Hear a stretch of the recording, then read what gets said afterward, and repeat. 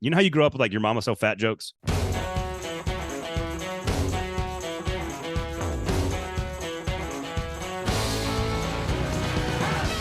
Welcome to SEC Football Live, a old but brand new product from 440 Sports and that SEC podcast. Michael Bratton, how are you, sir? I am Braden Gall, by the way. That's my name. You can get to me on X. Is that what it's called now? X machine, Twitter machine, at Braden Gall. Michael, how are you, sir? Yeah, what an original name we came up with, huh? I mean, that SEC podcast, SEC Football Live. That's a sign of my intelligence right there for my contributions. Branding is best done when it is simple, Michael. That is part of your genius, my friend. That SEC podcast, of course.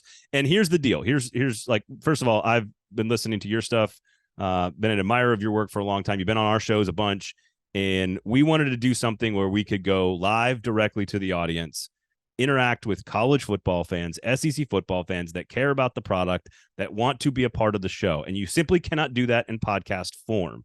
So what we decided after many beers and lots of pizza, we decided, you know what? Let's just do a live product. Let's go live. We want to be available and accountable and around with you SEC football fans. So SEC Football Live on that SEC podcast YouTube page, on the 440 Sports YouTube page. Of course, it'll be a podcast as well, just like if you're already subscribed to our former show, Fringe Element, it's going to show up there in your podcast feed. So please subscribe to that. But every single Tuesday at 1:00 p.m. Eastern Time, noon Central Standard God's Time, where most of the SEC lives and operates, every single Tuesday, we will be live and talking to you. Michael, I could not be more excited to be hanging out with you, man. Yeah, this is your audition.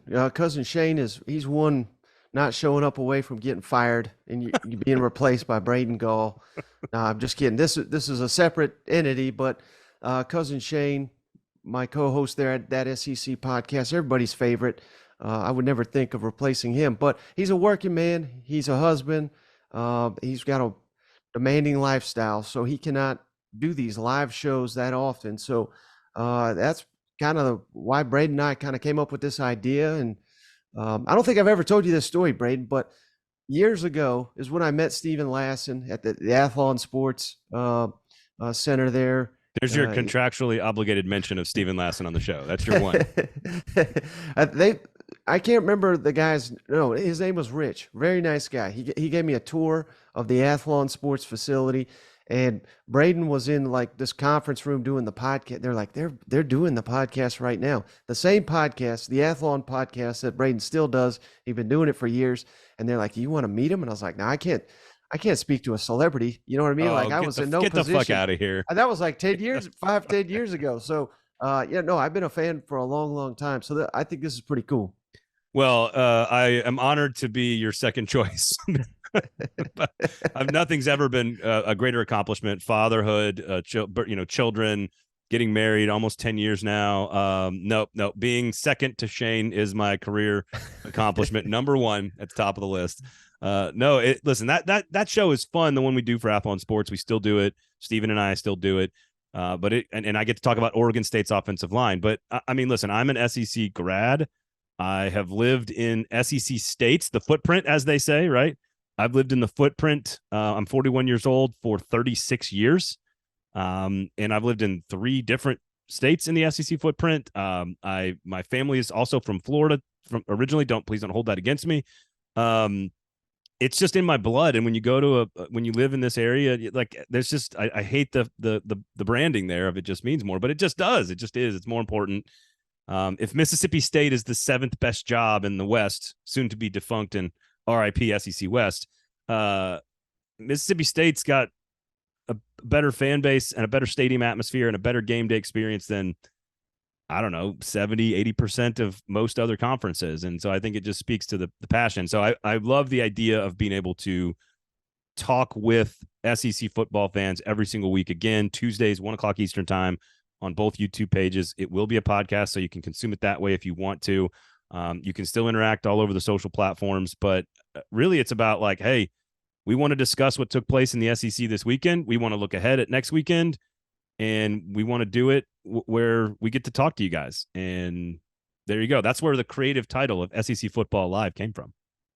Yeah, no, I'm looking forward to it, Braden. And like I was saying before we started recording here, I mean, I'm at that point. I'm almost done talking about football. I want to watch football. I'm just so excited. Fall camps opening all across the SEC. Let's hope and pray no one gets injured. Unfortunately, that's going to be a reality, and maybe those are the type of things we'll be able to talk about in real time and how that affects the season. So I'm excited. I'm excited to see where this goes and new venture that. Again, I mean, live video is apparently that's where it's at nowadays. Yeah, baby. And getting to interact with people in real time, shoot us questions, comments, complaints. I don't care. I'll say anything on air, and that's another beautiful thing about YouTube. It's it's kind of, I don't want to say R-rated, but it certainly can be, and that's the way. That's the way I like doing it. Shit, yeah, it can be.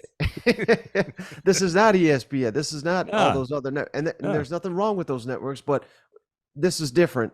And that's one of my favorite things about it.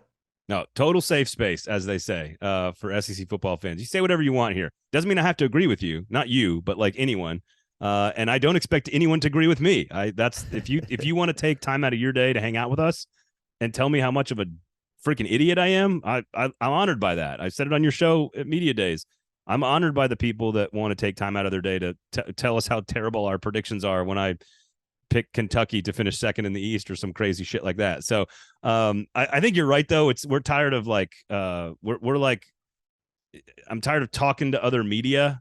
Like you're saying, Media Days is always a great symbol and sign that the season is coming. Vanderbilt, by the way, in a piece of news, Clark Lea is opening up every practice to the media for the entire practice. There's some rules and regulations on what you can and can't report. But last Thursday and Friday, like I popped by and got to watch a football practice, for fuck's sake. It was great. It was great. Because you're right. I'm tired of hitting other media members. I want to hit somebody else now. Yeah. What was that like with the with all the construction and everything? Are they practicing in the facility or where are they practicing? Well, it was actually cooler, and so they had like they've got like an outdoor.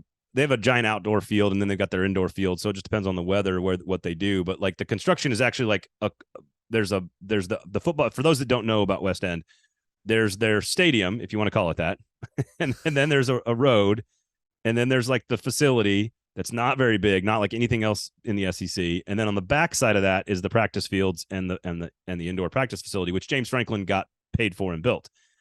And all of that is going to be different. It's all going to be worked together. The road is going to be gone, and the facility and the stadium are going to be baked together and cooked together. But it's not going to happen for another couple of years. Right. They got Georgia and Auburn coming to town. It was already only 38,000. Now it's going to be like 27,000. I don't know how many Vanderbilt fans are going to get to watch the games this year. We ought to buy them tickets now, Braden. I mean, that's going to be a hot ticket alert. With all these fans coming up, we can hit them on the secondary market. But there you go. I look forward to those Georgia home games here in Nashville. Those are always a good time. My daughter, my 6-year-old, I told this story, I think on your show and my show and every other show. My 6-year-old shamed me into taking her to the Tennessee Vanderbilt game last year. And, it was 46-0. And Tennessee had scored 5 straight touchdowns. And she'd heard Rocky Top about 12 times. And she looks up in the stands and she goes, "Dad, there's a lot of orange here." I was like, "Welcome to Vanderbilt football, honey." Not to be disparaging to the lovely and wonderful and amazing Commodores. But obviously.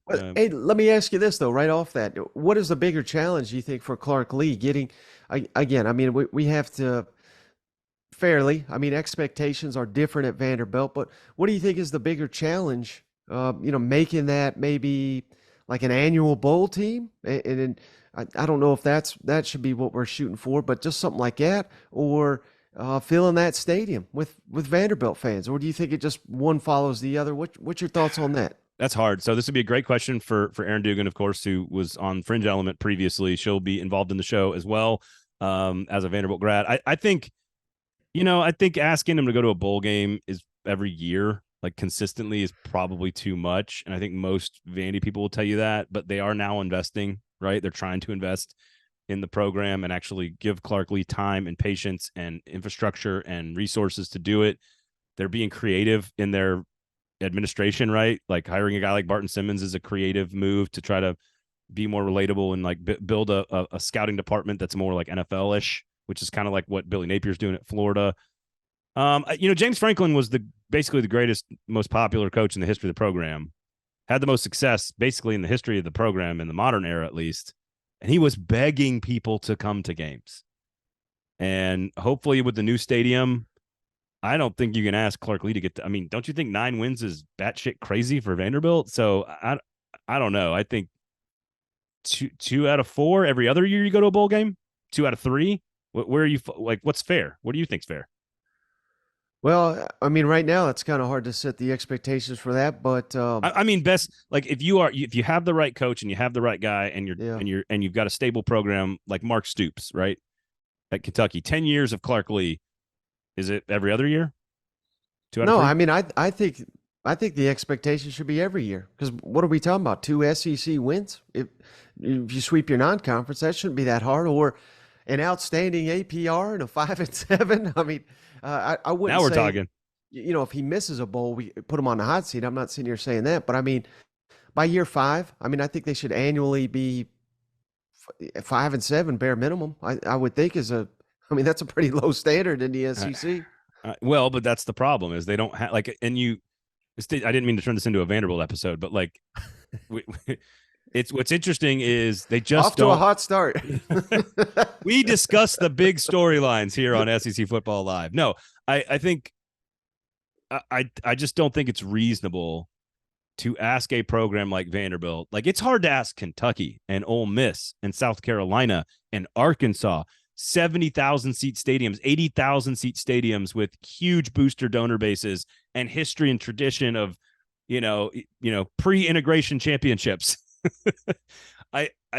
It's hard to ask those teams to recruit with Alabama and Georgia and A&M and LSU and Tennessee now. I just don't.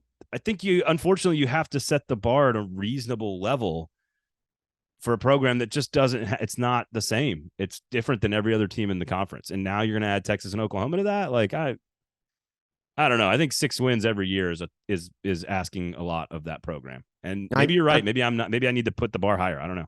I just can't wait, Braden, for Texas to lose to Vanderbilt for the first time and just see the meltdown that comes from Austin. I tell you what, Media Days was good for one thing. People are fucking ready for Texas and OU, man.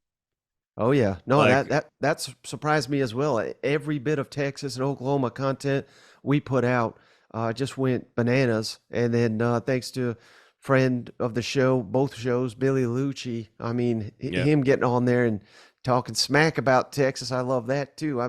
I'm ready again. That's another one. I love the back and forth, but I'm so tired of it. I want to see Texas and Texas A&M on the field, and we'll be getting it before long. It's funny. I talked to him last week, 2 weeks ago, whatever it was when they were here. Time's a flat circle. I'm ready for practice. I'm ready for games. LSU, Florida State, baby. Just stay focused. We do get a week 0 game. Speaking of Vanderbilt, we do get Hawaii coming to town in week 0, which is cool.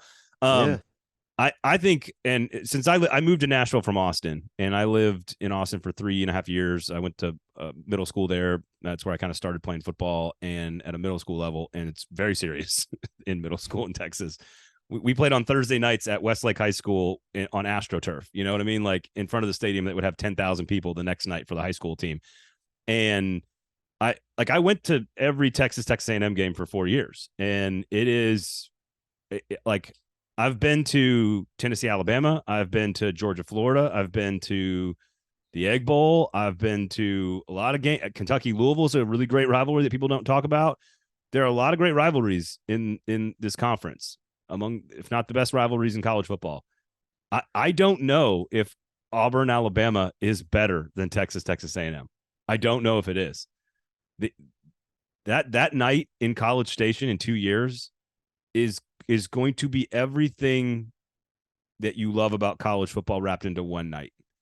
And I think if Texas and Texas A&M both have good years this year, which I think they could do, even just like steps forward, right? Like even just 9-win seasons, the hype going into the following year, coming into the SEC for the first time with a road game at A&M. Are you kidding me? It's nuts. It's absolutely nuts. It's not better than the Iron Bowl or the Egg Bowl, but it is as good I Which would say. which one wins? Have I already asked you this? I apologize if so. Which team wins a SEC championship versus Texas or Texas A&M? Oh, A&M or Texas? God, Because shit, A&M's dude. not done it yet either. So No, they haven't won a division. What are you talking about? They won a Heisman though. They did get that. They did get a Heisman. And they because I think if I would have asked you this 12 months ago, slam dunk, A&M's the answer.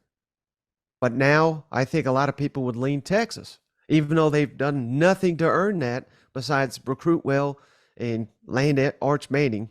I well, mean, so it's if how much do you believe the culture change is what matter at both programs? Because clearly they both had culture problems, right? Like you could see it on the sidelines at A&M during the games. And at Texas, and again, having lived around it for a couple of years, like it is entitled, man. They are holier. No disrespect to you, lovely and amazing Texas Longhorn fans. I was there for Priest Holmes and Ricky Williams in the same backfield. I watched it. I went to those games. There is an entitlement factor that has caused Texas problems. It's why they can't line up like Bama or like the way Georgia's lined up now from top to bottom. And if you listen to this other coaches, their scouting reports will tell you anonymously, of course, as is the best shit talk. They'll tell you that the entitlement has been removed from the Texas locker room. That part is gone. And if that's true, then we'll see it on the field this year. I mean, that's easy to say in the offseason, though, isn't it? Right. Like, and I think that's what makes this year so fascinating for Oklahoma and include Oklahoma in this. Like Oklahoma's trending in the wrong direction to be coming into the SEC. Texas is trending in the right direction, but needs to prove it. And A&M, same thing. Like, did they fix the culture problems? Is Bobby Petrino going to fix all of that? Is a quarterback going to fix all of that? Or, like I don't think we have any clue what direction those three programs are going to be heading into when they join when the two join the league next year. And everybody was talking about it. It was all, I mean, it was one NIL and Texas and Oklahoma. Those are the big stories at media days. And I think let me ask you this. We're going to learn a lot. Sorry to cut you off, but because a lot of people are already looking ahead to 2024 with Texas and Oklahoma coming in with an expanded playoff, with the return of the NCAA video game. I'm a nerd, sorry. So yeah. There's a lot to look forward to a year from now, but it kind of reminds me, Braden, of the final year of the BCS. Everybody was kind of done with that. They were looking to the 14 playoff. Much like Georgia now, Alabama, two-time national champion, going for a third. And what happened was one of the most remarkable runs we've ever seen with Auburn, with the prayer at Jordan Hare and the kick six. Yeah. And just one hell of a championship game. Is it, in my mind at least, I think with people looking ahead, I think we are in store for a historic season, a great run. And a lot of parallels there with Alabama and Georgia. Not everybody, but a lot of people assume Georgia's going to cakewalk through it. So Kentucky's going to win the SEC is what you're telling me. That's what I'm hearing. I mean, they're in contention. I think Auburn was picked like fourth that year in the West, I think. Right. I mean, like I'm looking right at you, Hugh, if you can not have a scandal between now and then. But I mean, they could catch fire. I'd be asking a lot. Yeah. I mean, it was asking a lot of Gus Malzahn and That's true. What's the quarterback? I forget his name. Nick Marshall was his name. So yeah, he got kicked out of Georgia for like stealing from like Georgia's locker room or something like that. And what's funny is I went down and covered after that the next spring. I went down to Auburn to cover the spring practice and the spring game, like A-Day for Auburn. And I was down there like talking to Nick Marshall, and I was like, dude, you've not played in a spring game at Auburn. And you've played in the national championship game. Like he started a national championship game for Auburn before he started in the spring game. Like it was so weird, that whole journey, that whole path, that whole story. I agree with you that this is going to be a wild year because of it's an end of an era. No more divisions, expansion. You mentioned it all. I think we are in for a wild season. I think three-peating is incredibly difficult. I don't think Georgia wins the national championship. I don't know how they lose the SEC championship, but I think it's possible. Somebody could beat them. Tennessee, LSU, Bama, somebody could beat them. I think after Georgia, we have total chaos from like 2 down to 13. I think Vanderbilt's pretty much 14 and Georgia's pretty much 1, but I think everybody else is capable of beating each other. And I think it's going to be wild. I think and I'll ask you this. How are you going to define this decade? Because like this is like the way we look back on the BCS to me was like a stepping stone, like a precursor to what was to come. We had this 4-team playoff, and like we had the return of Georgia. We had more dominance by Alabama. Like Clemson's not an SEC team, but like they kind of returned to glory too. I don't know how we define the playoff era and the 10 years that existed outside of like, I mean, Joe Burrow's in there too, but like outside of Kirby and Nick, I don't know how we define it as an era. Like, I don't know what to call it. The decade of dominance. I mean, Yeah. people have said that with Bama. I mean, I think that's clearly the answer, and that's why I call it the dynasty, the decaying dynasty is what I've coined it now, because I think the decaying Alabama's, dynasty. Yeah, I got You've been very clear that they are the fourth best team in the SEC all season long, and that's fine. I'm ready for games to start so that we can find out if that part's true. Oh yeah. Well, I'm wrong about as often as I'm right. But hey, circling back, I mean, would it be completely outlandish? I realize this is probably not going to happen, but is it outlandish to project ahead and say Texas A&M, if everything breaks right, meet in the college football playoff? I mean, how crazy would that be? Oh, this year? Yeah. Oh man, it would be perfect for the storylines. I mean, that's conceivable, oh right? My god. I mean, it's not crazy. I do like A&M to beat Bama. So to your point, Yep. I mean, they have dynasty. I have been picking A&M to win that game all offseason. I think Bama loses one time. They lose to A&M. A&M gets up for that game. They don't get up for any other game. They have medication for that. So I think hopefully Bobby Petrino is the medication. So, but it would again, for those who are going to learn about Texas and Texas A&M, for you Mississippi State fans and South Carolina fans and Tennessee fans who don't know what Texas and Texas A&M is all about, it's as big as the Iron Bowl, as the Egg Bowl, as any other rivalry you can throw on the table. It is that big in that state. Like seriously, Michael, we grew up. You know how you grew up with like your mama so fat jokes, like everywhere in America. Yep. Probably we get canceled for that now, but like your mama's so fat, right? Those are the jokes that you all learn to tell when you're like in 5th grade and you're a snotty little brat who's got like acne and you act like an asshole. You don't do that in Austin. That's not what you learn. You learn Aggie so dumb jokes. That's what you learn.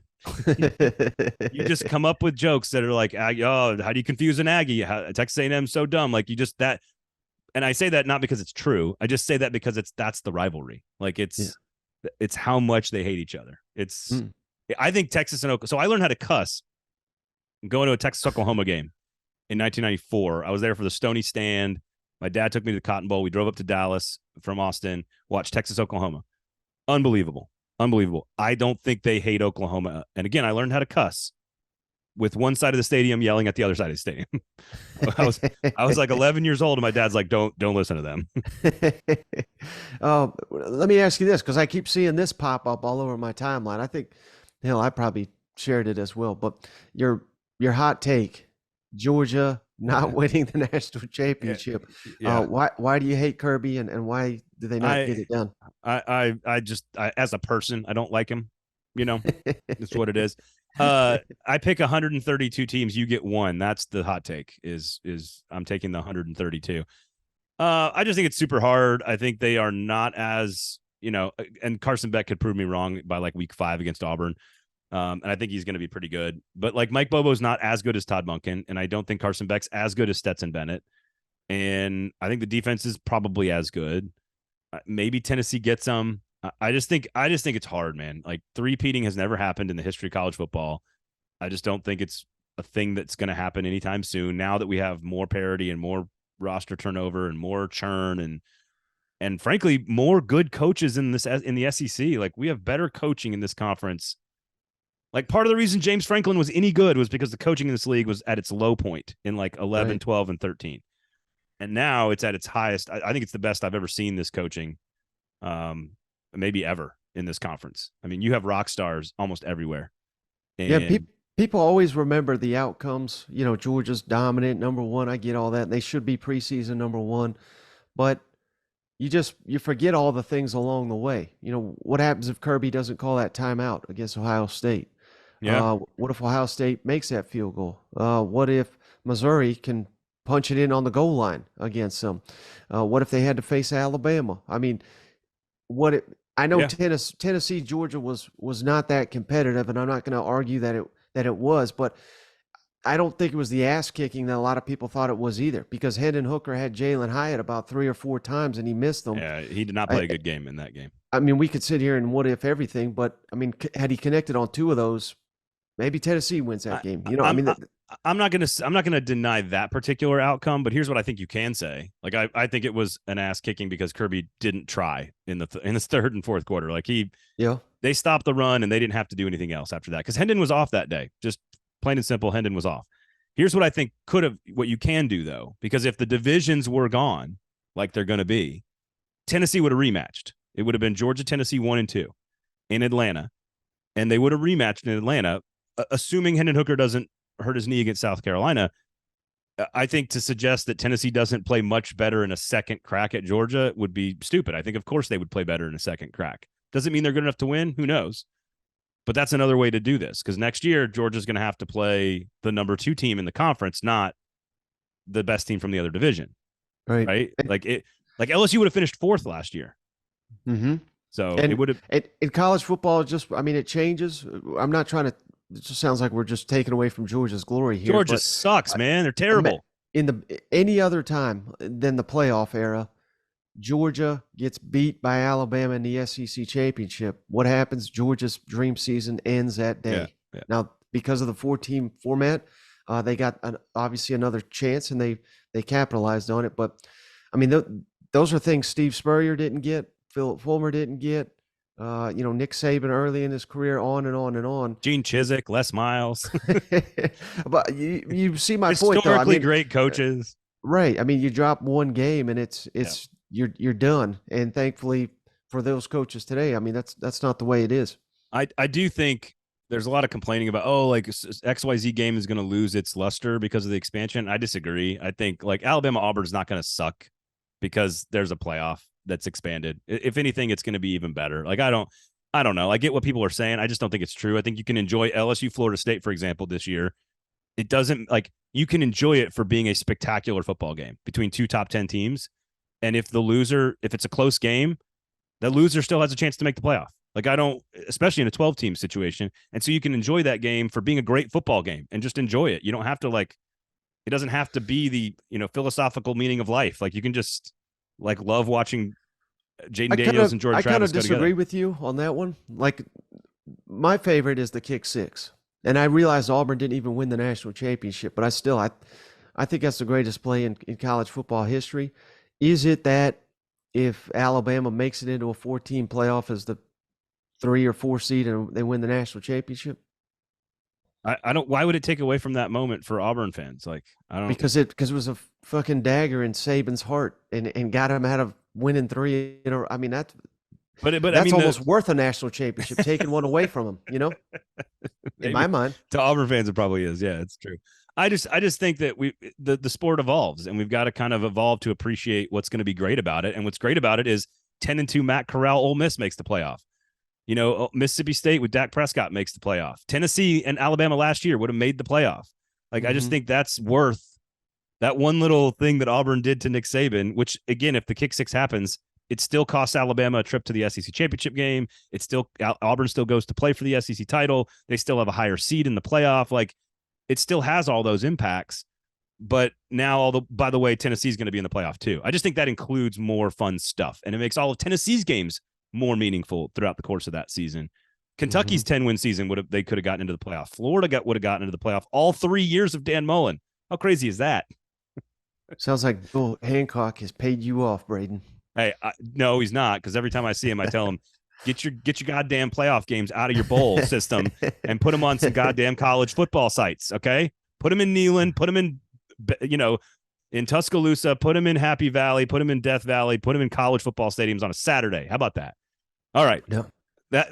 That's just a preview of what's to come, folks. We're ready to hit other people. is what we're getting at here. His name is Michael Bratton, that SEC podcast. Of course, Michael W. Bratton on the Twitter machine. You can get to me at Braden Gall every single Tuesday at 1 p.m. Eastern time. We are live on that SEC podcast YouTube page and 440 Sports as well. So stay tuned, rate, review, subscribe, and share. This has been SEC Football Live.